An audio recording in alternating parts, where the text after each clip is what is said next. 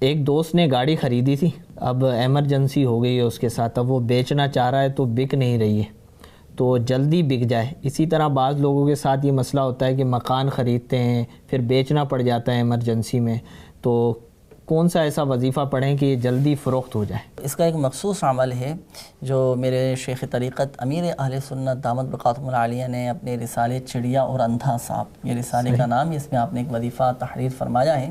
پارہ 13 صحیح، سورہ یوسف کی آیت نمبر 80۔ صحیح۔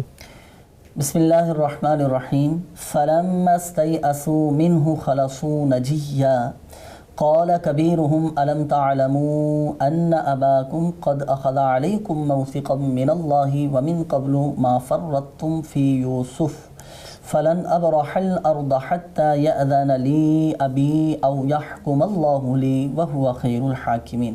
یہ آیت مبارکہ اول و آخر درود پاک کے ساتھ پڑھ کر اپنی چیز پر، اپنے سامان پر دم کر دیں گے تو انشاءاللہ عز و جل جلد فروخت ہو جائے گی۔ ماشاءاللہ، گاڑی پر تو دم ہو گیا، اب مکان فروخت کرنا ہے تو مکان پر کس طرح دم کرنا ہے، تو اس کا ہی بتائیں۔ اس کا پھر طریقہ یہ ہوگا کہ مکان پر دم کرنے کا کہ یہ آیت مبارکہ اول و آخر درود پاک کے ساتھ پڑھ کر مکان کا جو فرنٹ حصہ ہے، فرنٹ سائیڈ ہے، مین گیٹ پر دم کر دیا جائے، انشاءاللہ عز و جل مکان بھی جلد فروخت ہو جائے گا۔ صحیح۔ تو یہ وظیفہ کس وقت پڑھنا ہے یا دن کے کسی بھی حصے میں پڑھ سکتے ہیں؟ اس وظیفے کے لیے کوئی خاص وقت تو مقرر نہیں ہے، کسی بھی وقت اس وظیفے کو پڑھا جا سکتا ہے۔ ماشاءاللہ۔ تو وظیفہ پڑھنے کی کچھ شرائط ہیں، عمل کرنے سے پہلے یا بعد میں یا کرتے ہوئے کن چیزوں کا خیال رکھنا چاہیے؟ اچھا، اس میں دیکھیں سب سے پہلی بات تو یہ کہ وظیفہ پڑھتے ہوئے کن باتوں کا خیال رکھنا چاہیے، تلفظ اور قواعد و مخارج کی درستی کا خیال رکھنا چاہیے۔ تو یہ درست ہو جائیں اس کے لیے کیا کریں؟ اس کے لیے دعوت اسلامی کے مدنی ماحول سے وابستہ ہو کر مدرسۃ المدینہ بالغان میں داخلہ لیں، الحمدللہ فی سبیل اللہ قرآن پاک کی تعلیم دی جاتی ہے۔ تو قواعد و مخارج کی درستی کے ساتھ اس وظیفے کو پڑھا جائے، اور اعتقاد کی مضبوطی شرط ہے۔ جیسے آپ نے فرمایا نا کیا شرائط ہیں، تو اعتقاد کی مضبوطی شرط ہے، قوی الاعتقاد ہونا چاہیے، اور یقین کامل ہونا چاہیے کہ میں یہ جو وظیفہ پڑھ رہا ہوں انشاءاللہ عز و جل فائدہ حاصل ہوگا ہی ہوگا، اور اولاً سب سے پہلے نیت رضا الہی عز و جل کے حصول کی ہو، ضمناً انشاءاللہ عز و جل آپ کے مسائل حل ہوتے چلے جائیں گے۔